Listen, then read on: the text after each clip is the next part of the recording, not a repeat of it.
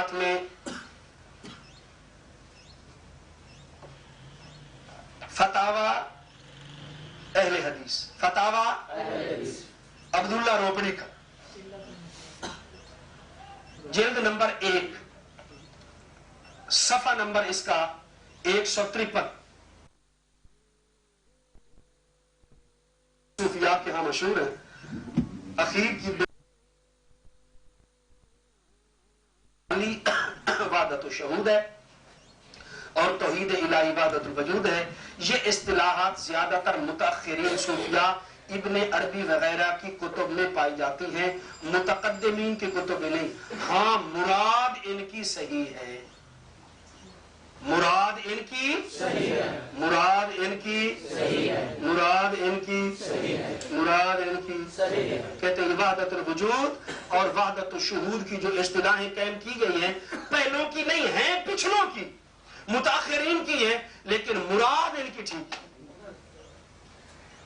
آگے لکھتے ہیں کہ ہر شے سے اس کو خدا نظر آتا ہے، ہر شے سے اس کو خدا نظر آتا ہے، وہ شے نظر نہیں آتی، جیسے شیشہ دیکھنے کے وقت چہرے پر نظر پڑتی ہے نہ کہ شیشے پر۔ شیشہ دیکھتے ہوئے نظر کس پر پڑتی ہے؟ چہرے پر پڑتی ہے، اور درمیان میں سے شیشے پر نظر ہے۔ تو اسی طرح اللہ کو دیکھنے کے لیے کائنات کو دیکھنا پڑتا ہے، لیکن درمیان میں کائنات پر نظر نہیں ہوتی، نظر کس پر ہوتی ہے؟ نظر کس پر ہوتی ہے؟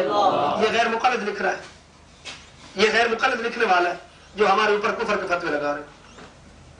یہ میرے ہاتھ میں فتاوا ثنائیہ ہے، فتاوا ثنائیہ،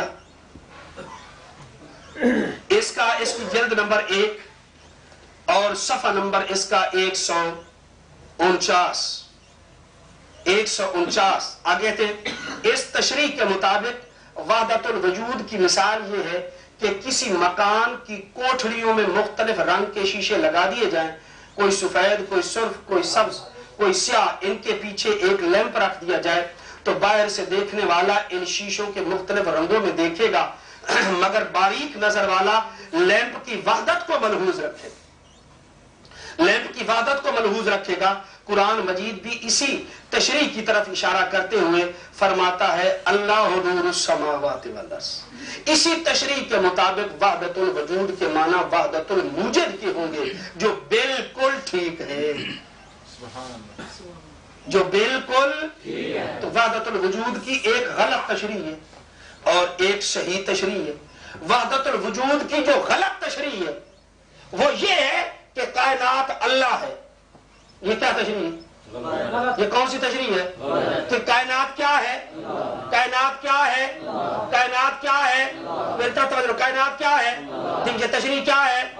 یہ تشریح کیا ہے؟ ہم اس کو غلط کہتے ہیں، ہم اس کو گمراہ کہتے ہیں۔ کائنات کو اللہ کہنا اور اللہ کو کائنات کہنا یہ غلط ہے۔ اللہ خالق ہے اور کائنات اس کی مخلوق ہے، دونوں الگ الگ۔ خالق اور مخلوق ایک نہیں ہے۔ جنہوں نے خالق اور مخلوق کو ایک کیا ہے، ظلم کیا ہے، زیادتی کی ہے، گمراہی پھیلائی، ہم کہہ رہے ہیں۔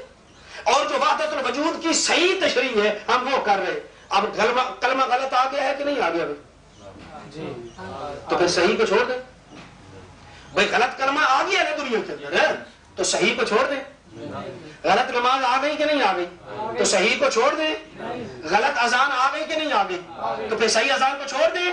تو وحدت الوجود کے دو معنی تھے، ایک غلط اور دوسرا، تو لوگوں نے غلط معنی بعض نے اگر لیا ہے تو ہم صحیح کو چھوڑنے کے لیے تیار ہیں، صحیح کو چھوڑنے کے لیے تیار نہیں ہو۔ یہ تو تھا وحدت الوجود کا مسئلہ، جو بہت مشکل، جو بہت پیچیدہ، اور اس مسئلے کو اٹھا کر آج کل غیر مقلد ہمارے اوپر سوال کرتے ہیں۔ تو فضائل صدقات ہے، فضائل صدقات تو سنال نہیں کرتے۔ فضائل صدقات کے اوپر ایک عبارت ہے، صفحہ 558، فضائل صدقات نکالے جلدی کر۔ ایک عبارت ہے، آج کل اس کو پیش کیا جا رہا ہے دیوبندیوں کو کافر کہنے، نہیں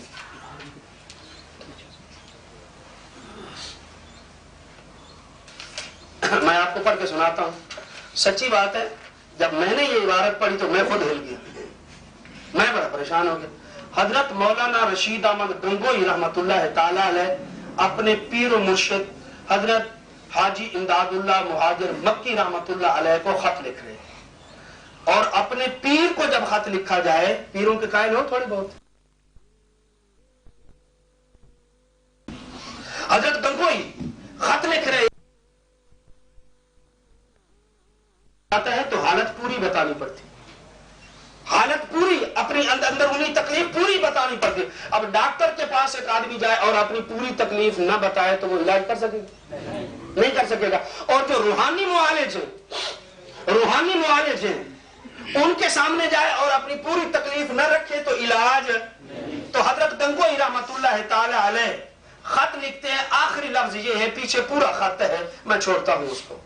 لکھتے ہیں، یا اللہ معاف فرمانا کہ حضرت کے ارشاد سے تحریر ہوا، جھوٹا ہوں کچھ نہیں، جھوٹا ہوں کچھ نہیں ہوں، تیرا ہی ذل ہے، تیرا ہی وجود ہے، میں کیا ہوں؟ کچھ نہیں ہوں، اور جو میں ہوں وہ تو ہے، اور میں اور تو خود شرک در شرک ہے۔ جو میں ہوں وہ تو مولانا گنگوئی تو کہہ رہے ہیں میں تو ہوں تو گمراہی ہے کہ نہیں؟ کفر ہے کہ نہیں؟ بولو، کفر ہے کہ نہیں؟ کفر ہے کہ نہیں؟ جو کہے میں اللہ ہوں اور اللہ میں ہوں تو یہ کیا ہوگا؟ یہ گنگوئی صاحب کی عبارت۔ اب میں خود حیران ہو گیا جب یہ عبارت میں نے پڑھی، تو یہ عبارت اصل خط جو ہے وہ مکاتیب رشیدیہ کے اندر، کس کے اندر؟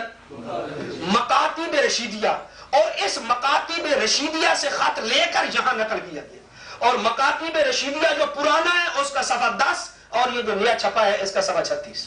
کون سا صفحہ؟ کون سا صفحہ؟ کون سا صفحہ؟ کون سا صفحہ؟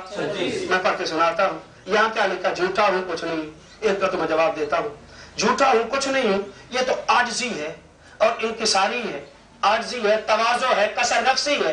اس کی مثال حدیث پاک سے دیتا ہوں، مسلم شریف کے اندر حدیث آ رہی ہے، حضرت حنظلہ نبی کریم علیہ الصلوۃ والسلام کے پاس گئے اور جا کر نبی پاک علیہ الصلوۃ والسلام کو کہنے لگے نافق حنظلہ تو یا رسول اللہ، اے اللہ کے رسول میں تو منافق ہو گیا۔ اب ہم بھی حضرت حنظلہ کو منافق کہنے شروع کر، بولو یار کوئی انصاف کرو۔ اپنے بارے کے اندر انہیں ایک خدشہ محسوس ہوا اور انہوں نے اپنے پیر مرشد کے سامنے رکھ دیا کہ راستے کے اندر حضرت صدیق اکبر ملے، کدھر جا رہے ہیں حنظلہ؟ مسلم اٹھا کر دیکھ، حنظلہ کدھر جا رہے ہو؟ حضرت حنظلہ عرض کرتے ہیں کہ صدیق اکبر سے کہ میرے دل کے اندر کچھ چیزیں اور کچھ انوارات ایسے ہوتے ہیں، جب حضور کے پاس بیٹھتا ہوں تو ہوتے ہیں، جب آ جاتا ہوں تو وہ انوارات نہیں ہوتے، اور کچھ چیزیں سوال ایسے آتے ہیں، ایسی دل میں باتیں آتی ہیں، حضور کے پاس ہوتا ہوں تو وہ چیزیں ذہن میں، اور جب اٹھ کے آ جاتا ہوں تو وہ ذہن میں، مجھے ایسے لگتا ہے میں منافق ہو گیا۔ حضور سے اس کا علاج پوچھنے جا رہا ہوں، اس سے حضور سے اس کا علاج پوچھنے جا رہا ہوں۔ نافق حنظلہ، صدیق اکبر نے فرمایا میرا بھی یہی حال ہے۔ کیا فرمایا؟ میرا بھی۔ تو حضرت صدیق اکبر معاذ اللہ کیا تھے؟ منافق تھے؟ لا حول ولا قوت الا باللہ۔ تو ایک کسر نفسی کرنے کے لیے کوئی بندہ اپنے آپ کو کہہ دیتا ہے، اچھا کوئی آدمی کہتا ہے میں بڑا نکما ہوں، کوئی بزرگ کہہ دیتا ہے میں نکما ہوں، تو تجھے بھی آکنا شروع کر دے کہ تو بڑا نکما ہوں۔ نہیں، اپنے متعلق کوئی آدمی کسر نفسی کا جملہ بولے تو ہمارے لیے جائز نہیں ہے کہ وہ جملہ اس کے اندر دہرائے، وہ اپنے لیے تو کہہ سکتا ہے۔ تو اصل عبارت کیا تھی؟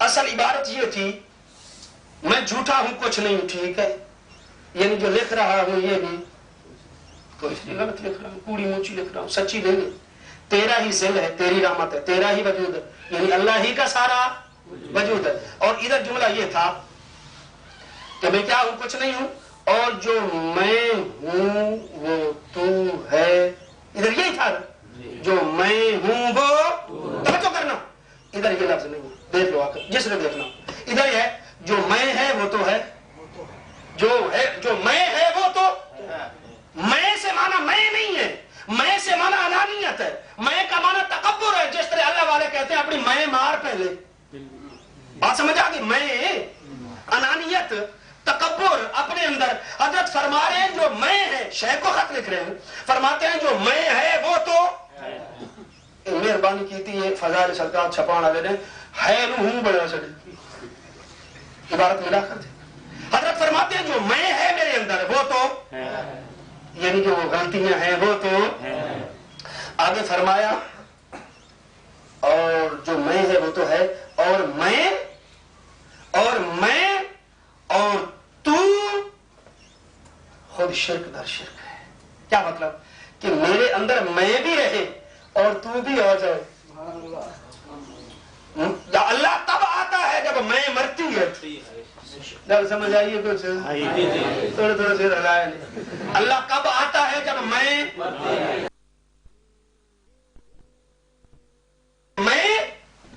اور تو